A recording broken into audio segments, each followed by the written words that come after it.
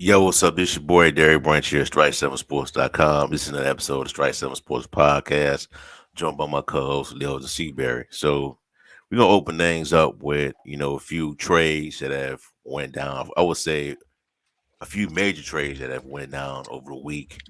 More in particular, what went down, I would say, on Monday night, like just minutes before kickoff between the New England Patriots and the Chicago Bears.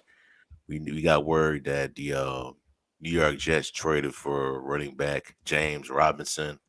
That's due. That's mainly because their back, the rookie running back Brees Hall, was having a pretty good year. Went down with a torn ACL injury in the Jets game against the Denver Broncos.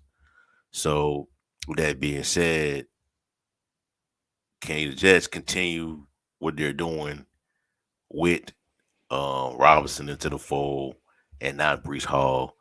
And that's with them losing a lot. I think his name is Alejandro Vertucker, offensive line. They already lost Michael Becton.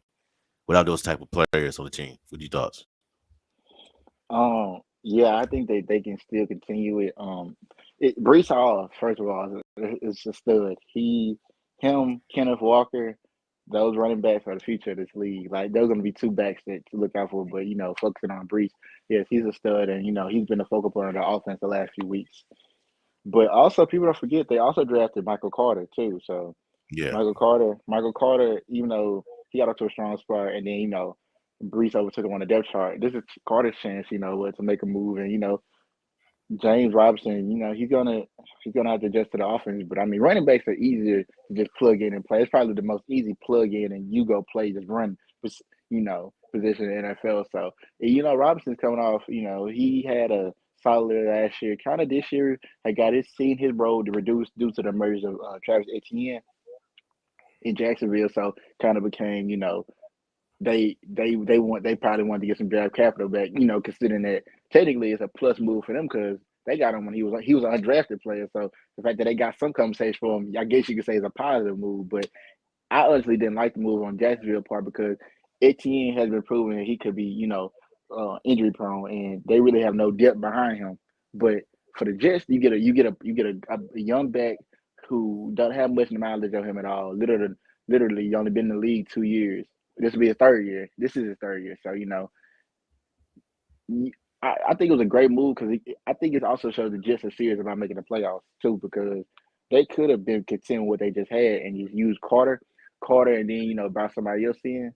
There's a couple another guy too, but the fact that they went in and got a guy in James Robinson who's going to be a fourth factor in the pass game, catching game, and in the running, obviously in the running game, shows that they're serious about it, making the playoffs, and I think they have a good chance.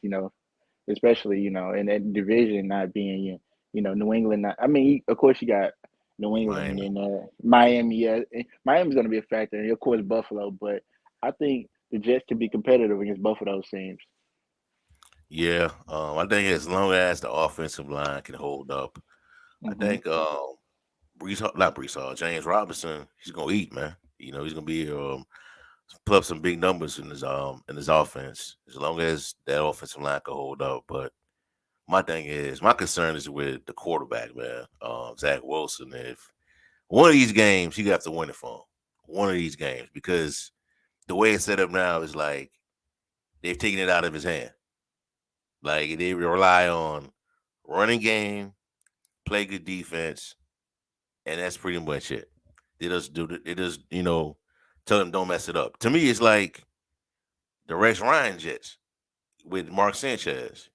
You got a quarterback they took high in the draft, but they haven't really like put it in his hands to win it. You got a shutdown corner in short Sauce Gardner where we know a lot about, and it's kind of similar to Darrell Reeves. You got Sauce Gardner, Darrell Reeves. You got a really good defense, to complement him, and the running game is on point. So he got I think a big test this week. Well, New England, New England, the way they playing, they could be it could be night and day with them, But they are, I think, to the lines. I think they're the Jets are the Patriots are the favorites, But we'll see. But I think as long as the offensive line can hold up, remain healthy, despite those losses. I think he could have a big year with this team, and I think you know they could have a shot. I don't know if they win the division, but I think they could qualify for a wild card. So we'll see. You got anything else to add?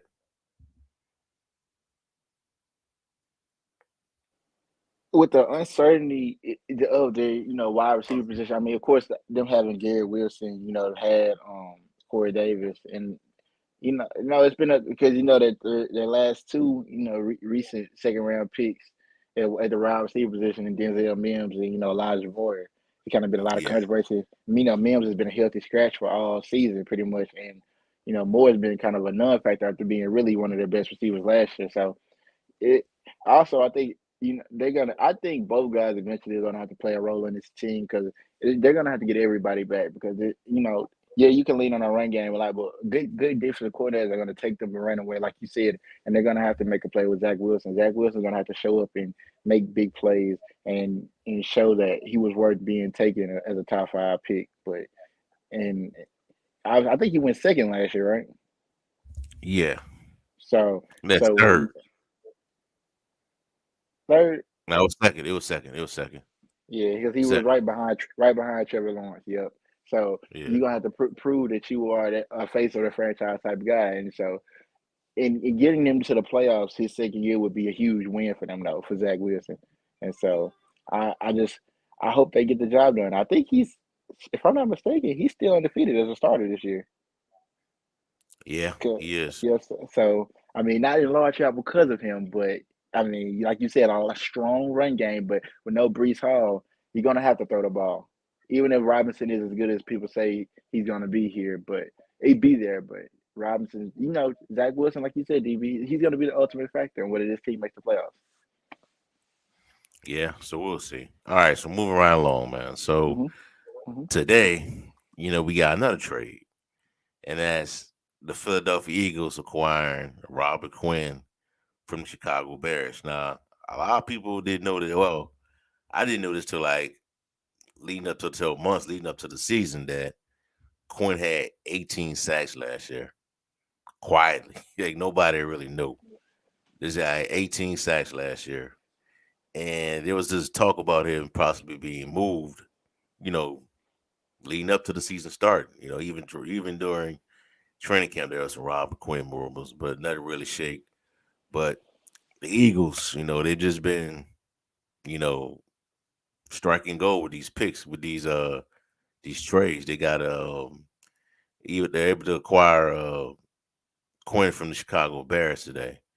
So with this trade, how do you think this made the Eagles, man? It makes them you know, a unbeatable team, or you still have some questions about them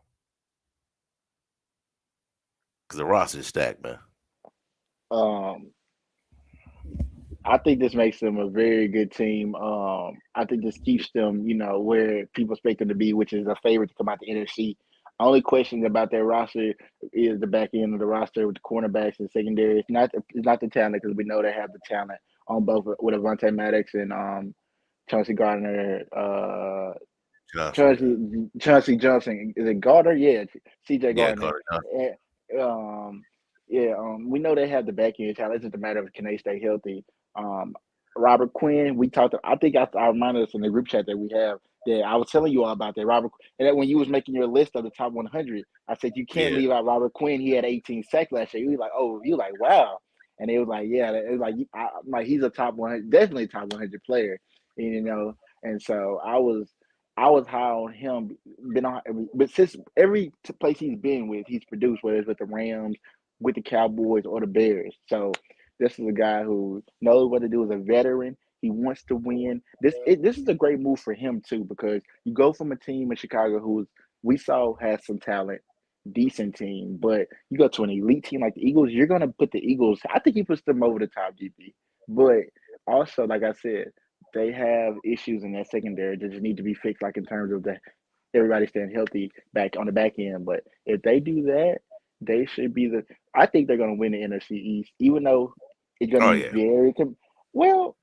I, the Giants are going to have a lot to say about that, and they still have to play them twice. So Yeah, But when you that's another pass rusher that harassed Daniel Jones and Dak Prescott. So that's four. Well, that's three games that you definitely gonna need them in. And so I think that Robert Quinn does make a big difference in this team. And also, like I said, as to a strong D line, you already have Jordan Davis, who's as a rookie is becoming a very a monster even as a rookie. Fletcher Cox all reliable. Derek Barnett, still there. So I think their defense is looking really good, and you know what? Another factor, no, Nakobe Dean too from Georgia has been playing yeah. well. So You can't even get on he the field. he That's he what I heard. yeah.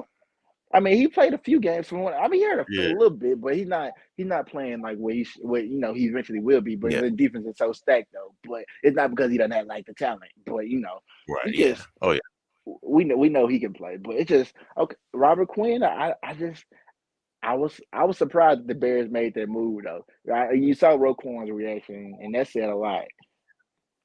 Yeah. But I'm looking at their depth chart, man. They got Robert Quinn, Fletcher Cox, Hassan Riddick, um, who else? Brandon Graham, Darius Slay. It's pretty nice, man. There's Jordan Davis. So you got a mix of veterans and younger players in that lineup, but it puts them over the top, and it'll be interesting to see who can, challenge them in the NFC. Kind of remind me of Baltimore a little bit, you know, but we'll see. You got I'm looking at their schedule. It's fairly easy, a fairly light schedule. Outside of you got to play Dallas again. Dallas played them pretty close. It's up in the air if the Dak would have made a difference. They haven't played the Giants yet, and maybe the Commanders could probably do something, but we don't know. But we're not so sure yet. With they got Taylor Heineke as their quarterback now, but it could put them over the top.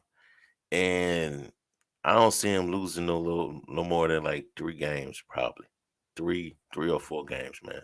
They might split with the Giants. They might split with the Cowboys. So we'll see. Anything else you want to add?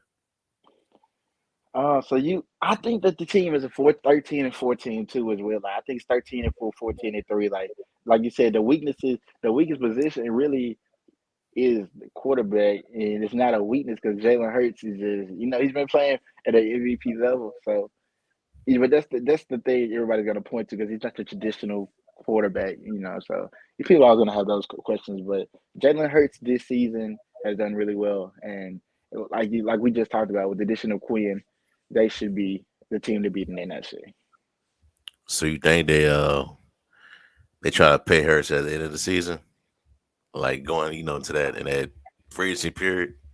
Yeah, because he was a second round pick, so he has no fifth year option. So Yeah, they kind of have no choice but to going in. This will be going into year 4. I don't think they want to just leave him out there like that. Give him I'd say like a 3 or 4 year extension. I don't know what dollars will look like. We got to see it at the end of the season. So, but I thought probably I would give him like a 3 year extension. nothing something on the level with Dak got or the No, Lamar money. No, not yet. Not yet. He's not. We got to see multiple years before I get somebody like that. Like Jalen Hurts, he's only started. This will be his second. This is his second year fully starting. And last Yeah, year he didn't light it. Last year he didn't light it up like that. So he struggled a little yeah. bit last year. So I can't pay you off one full season of production at the quarterback position. I can't do that. Gotcha. All right, so we're gonna move on to this topic right here, man. This Denver Broncos situation with more in particular with that trade with the Seattle Seahawks, and I got it pulled up on my screen of what the Seahawks received from the Denver Broncos in that trade. It was give me a second.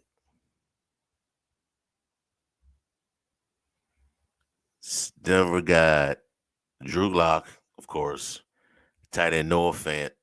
They got defensive lineman Shelby Harris, 2 first-round picks. Well, the first round of that Denver's 2022 first-round pick, which was this year, and you got next year's two second round picks, 2022. They got those. They took those, and 2023's 2022's fifth round pick, and 2022's fourth round pick. And so what they were able to do, they flipped this to these picks now. Hold on, real quick. Hold on, man. Give me a second.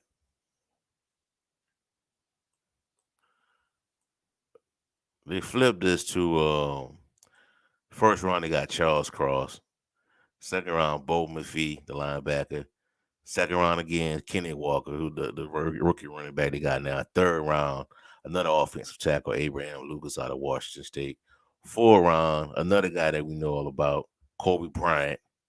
And the fifth round, the other corner they got Tariq Williams. So that's two, future corners, two really good cornerbacks they could build around in the secondary. Franchise player in the Charles Cross.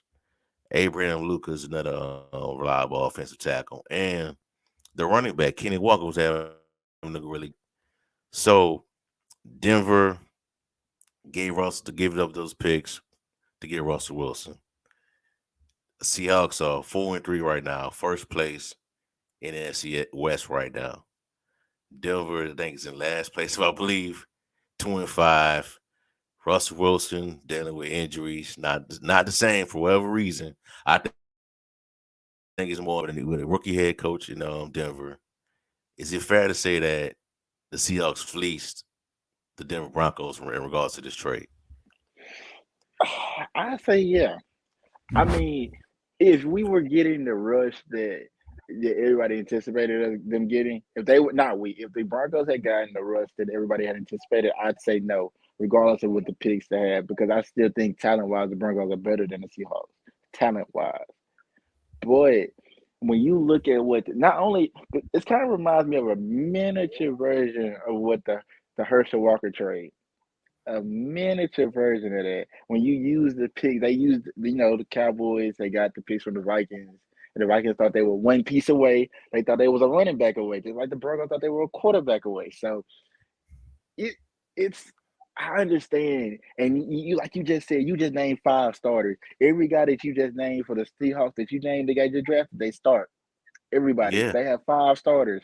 They got Abraham Lucas starts. I didn't even know that Abraham Lucas starts at late, like early today, and I looked it up. I'm like, he starts on the O line as a. I think he's their right tackle. Yeah. yeah, So I'm like, across the left, I think. yeah, across the left tackle. So yeah.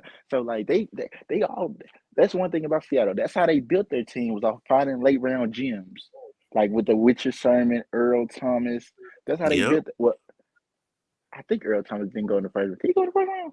I don't think he went in the first round. No, he didn't go in the first round. Yeah, so that's how they found Russell Wilson. That's how they found their gems was late round picks.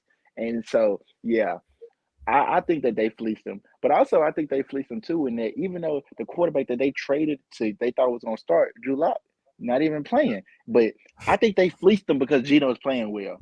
If Geno were Yeah, not playing well, then yeah, maybe like that. maybe you can make yeah. And then it makes the Seahawks look better that they didn't draft a quarterback because maybe they knew Geno had something still left. Yeah, yeah, So man. I would say you go ahead. I still think I would say I would say they only fleeced him because Russell hasn't been what we thought they'd be. But if he were still like producing like he were last year, I would still give credit to the Broncos for making that trade. But I can't even if you make the argument that the Seahawks, and I'm interested to hear what you have to say in a minute. Even if you make the argument that the Seahawks released them, I'm still not mad at the Broncos for going for it because Yeah, the team's built really good. So I can't even be mad, even if he didn't end up. If you were gonna miss with somebody, I would rather miss with Russell Wilson, who's a pretty good quarterback. yeah, yeah. That's true. Um, when I first heard about that trade, I kind of felt like Denver didn't ask for. I felt like Seattle didn't ask for enough. Cause I was like, only two first round picks. I should get like three. Cause the years where Russell was having, I'm thinking like this dude at least worth like three first rounders. Man, you gotta even give him ask. You gotta ask them for three first rounders, man. But instead, they just got two, and I'm just like, this ain't enough. But looking at it now, man, it's just It's just like they played them, man. It just you flipped it. Dude got those picks and flipped it into starters, man. And Geno Smith's having a really good year. And I'm looking at the current draft order right now. They have the Seahawks picking at 5. That's the Denver pick, picking at 5. So, like the Eagles, man, you could do a lot with that fifth at picking at number 5, man. You could address a lot of needs, man. You could add somebody to the offensive line, um, add a wide receiver if you want to, or somebody on defense. Pete Carroll he likes those pass rushers, man. He could go get Will Anderson, you know. So he could do a lot. But I want to ask you this about Geno Smith, man. In the Seahawks in general. All right, so right now they're 4-3, right? They're first place in the NFC West. Let's just say they finish out the season at least like 8-9, 7-10. Well, 7-10, 9-8, 8-9, but they miss out on the playoffs, but apparently. But Geno Smith, he has a really good year. So he had that fifth pick. Do you extend Geno and say, hey, let's address some needs with this pick? We got some cap space. Let's pay some, add some more pieces in free agency, or do you say, hey, Gino, we like to keep you here, but you're 32. Can you be a bridge while we pick this guy? What do you think the Seahawks should do if it comes down to that? It's a tough decision because Geno's played so well, and Yeah, he's earned the right to be there. He's earned it. Even if Geno were to fall off a cliff the next 11 games, well, the next 10 games, he's earned a right to be there because this guy has shown that he's been a backup on a few teams. He was a backup on the Chargers, backup. I think it was the Giants too. Giants, Back backup for a couple Giants, of teams. Giants was a backup too, and he's learned. Think about it. Sometimes watching you learn. So, and you see, and backing up Russell Wilson, he's learned yeah, from that. But DB, I think because of the draft they had this year, they're gonna draft a quarterback. I think then the draft a because quarterback. they won't have the needs at the other positions that other like they will need because they got quarterback. You took the biggest weakness was the O line. Took care of that. Cornerbacks took care of that, in that secondary took care of that. Now, Will Anderson will be tempted because I think, like I made an assertion that I think if the Lions get number one pick, they trade down and try to get him instead of taking a quarterback. But I don't, I don't know if you can pass on a future quarterback. Like let's say if they get the number 5 pick and who was there, because we assume Stroud and Younger be gone Yeah, by the time they get the number 5 pick. If they don't like Will Levis enough, or I don't think Hendon Hooker's going that high, but if they don't like any other quarterbacks, I think they may trade out of that pick and try to get down and take like maybe a Hendon Hooker late because he kind of reminds me of a Geno Smith type guy. He reminds me of Geno Smith a little bit, except he's kind of more mobile. He's more mobile than he was coming out, but I think either they trade down to take a quarterback or they keep that and they take Will Anderson. But what they should do. I think if it's too high, they don't like any of those guys. I think they should trade down and take the quarterback DB.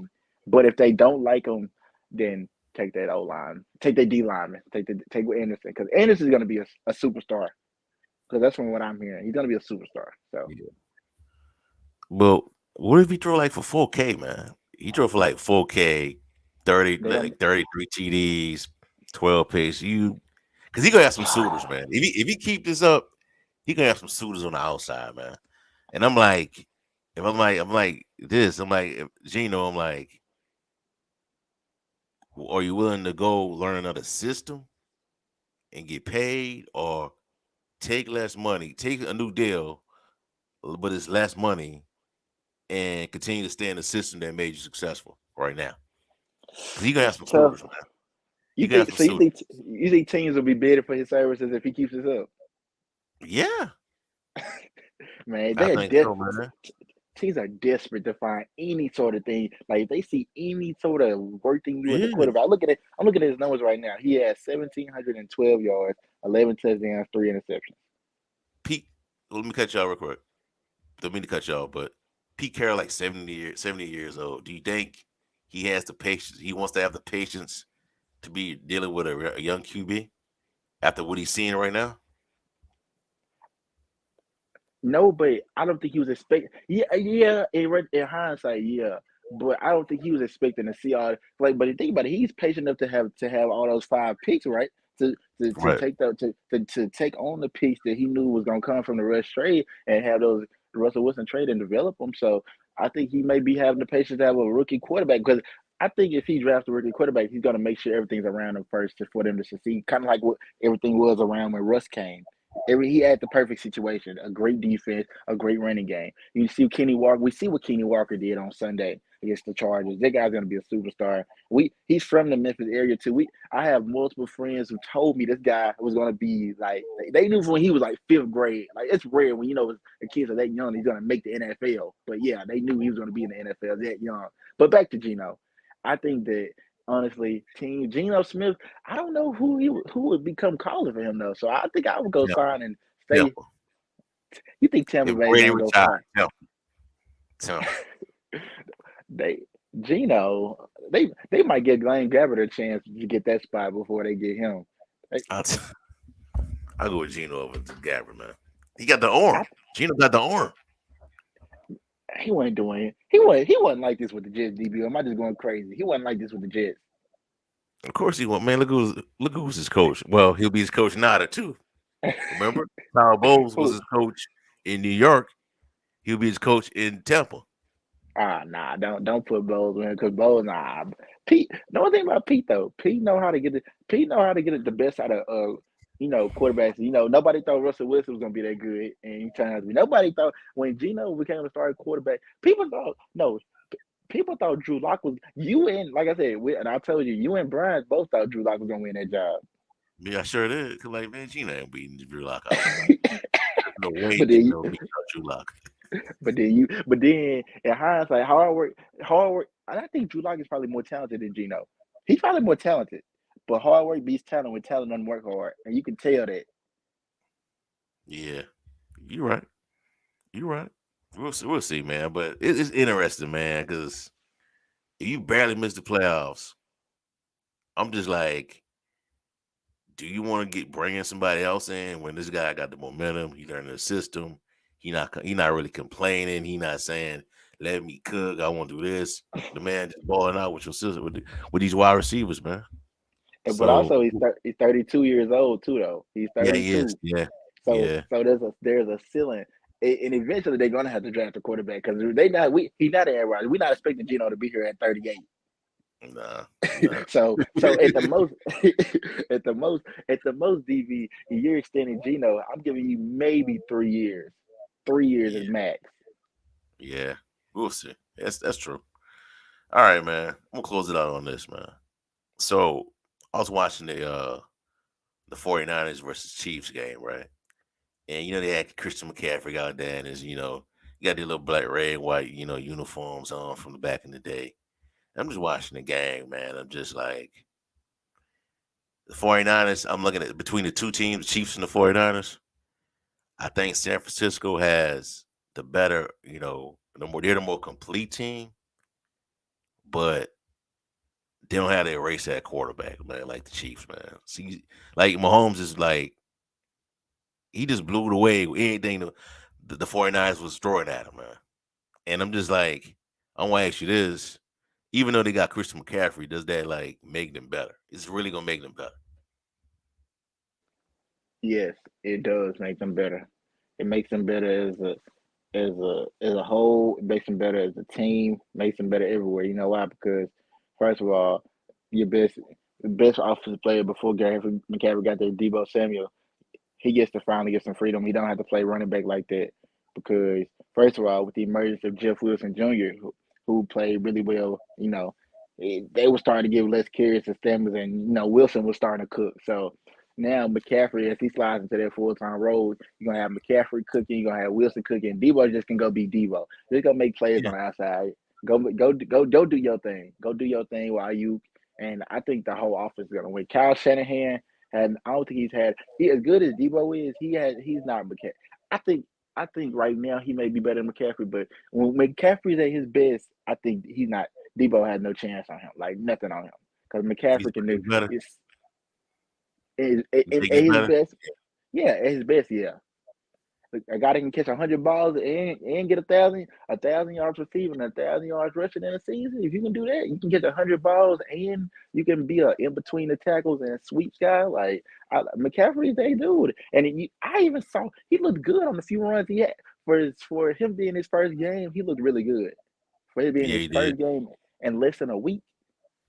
Pretty good, but Yeah, I heard I that just they pulled him because he wasn't like still trying to understand this playbook. They were saying that he was asking like Jimmy G had to explain some stuff to him in the huddle. So they kind of like, uh, yeah, let's pull back on him for right now. But I'll get your point, man. Do you think they beat you think they win the division over the Rams? I gotta factor the Seahawks in there too because they playing pretty good football. But Geno, we just talked about Geno. We don't know Geno bit the last, but I don't know. Uh, the Rams have a lot of questions offensively. I mean, outside of Cooper Cup, who the heck is going to play running back for them besides Daryl Henderson? Because apparently Cam Akers is done. So I have questions about them offensively. So I will take the 49ers over them though, because I just feel like the questions the Rams have offensively, they need Odell back.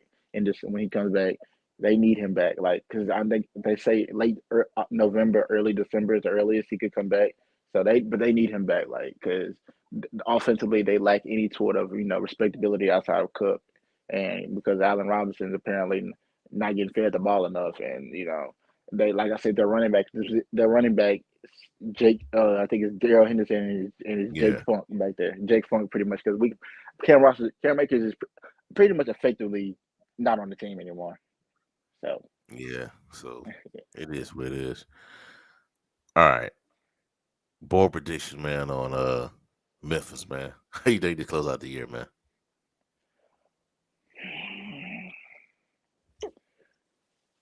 realistically, I say I'll think about this, like, and I'll probably share this on Twitter too. Um, I think Cincinnati just beats the mess out of UCF this week, and UCF's angry and pummels Memphis next week. Oh, at the Liberty Bowl, man, bro. Eh, on They barely homecoming, lose at that place, man. huh? They got one of the best. They barely lose at the Liberty Bowl, man. They got like Memphis, They lost. Didn't they lose to Houston though? but it's very rare though. It's very rare that they lose that though. Yeah, it's Since rare, I've been but covering the team, it's rare. No, they lost to East Carolina. They lost to East Carolina last year. They lost to a couple teams. It's happening, but it is them losing at home is a rarity because they had like a winning streak too, didn't they? Like in conference play, yeah, but I think East Carolina, somebody snapped that. But I think Memphis, you know what? But also you got to count the fact this is not like any other Memphis team of the last few years. This yeah, team's it's not as very talented. It's probably one of the least talented football Memphis teams we've seen in a few years. Like where it's like you got to stretch to see an NFL prospect. Usually the other teams had like Calvin last year. We knew he was an NFL prospect. We know Quindale Johnson is an NFL prospect, but I don't know where he would. I don't know what round he going in. Like I don't know what his draft ceiling. Like so, this is talent wise. This is a very weak team, and I wouldn't be surprised if they lost. They always struggle with Tulsa, but I think they can beat Tulsa. Maybe no. I think 6-6, 6-6, and 6 go and 6 to them. That's probably they for ceiling. everybody. I think Because seven I and think five. you think they beat SMU, Tulsa, Yeah, and North SMU struggling Alabama. this year, man. SMU ain't Yeah, SMU. but SMU can still outscore you though. Yeah, I mean 6 and 6, man. I don't know if that keeps his job, that saves him, but people have been saying that he's not going nowhere. So that's how I feel too. I don't think he's going nowhere. You don't think so? Nah, bro, I don't think they're gonna do it. I'll be I shocked. don't think it. I don't think it's that. I don't think it's gotten that bad. So I think if they hadn't made that little comeback against Tulane, Hmm. maybe because Yeah, if they had just got pummeled like 48-0 DB and not and hadn't just laid down, he might would have got fired after the game. Then it was Lane Kiffin and Herm Edwards. Yeah, like you get fired in the end zone. Hey, come here, come here, come here. Nah, It would, nah, bro. But two things he gotta figure out, man. He gotta figure out why is he always losing on the road and hmm why he's always blowing leads. But that's baffling to me, man. Because you got enough talent to keep to blow people out. You just gotta maintain them leads, man. And you yeah, gotta stop being. I don't know why. I don't know why the team plays uptight on the road for some reason. I don't know why. yeah. It's like they're intimidated by the moment, and it's like every time they build some sort of like momentum on the road, they you know it comes back and it just like they don't know how to put teams away, and it's hard. Like I understand putting teams away. The AAC is not no people think of it as a joke, not a joke of a conference, but you think of it as a not a joke of a conference, but you think of it's a lesser and free of the the conferences, but they got a lot of talent up in there. Like Tulane, Tulane is like, and another thing too, like he always play good one half, they suck one half, play great one half. Like against Tulane, if they had played like they played in the first half, in the second half, I mean the second half, like in the well, if they played like they did in the second half during the first half, then this actually would have been a heck of a game. Yeah, yeah. But I mean, go ahead. it's just they don't know how to put two halves together. They don't finish games, and it's also like the offensive, the lack of offensive creativity is there appalling, and the defenses. I thought the defense had taken steps forward. That's what people were raving on. The team took steps forward defensively early in the season, but they've just taken 10 steps backwards these last few games. Yeah, it's just I don't know what happened. I thought it was gonna be really a really good unit. It looked like it was gonna be a really good unit. They got like they lead the conference in takeaways, but you take the ball away like that, you're supposed to be scoring points. You're supposed to be winning the football games. You take it away like that. That's just how it's supposed to work. But we'll see, man. I think it'll be 7-5 to close out the year and go to a bowl. All right, that's all we have for y'all for right now. Give us a like, comment, subscribe to the channel. Let us know how you feel. Listen to this to iHeart or Apple or Spotify. Give us a 5-star rating. Leave your reviews. Let us know how you feel about the topics we talked about. Join us again next week for another episode. That's all we have for y'all for right now. Have a good night. Peace. We out.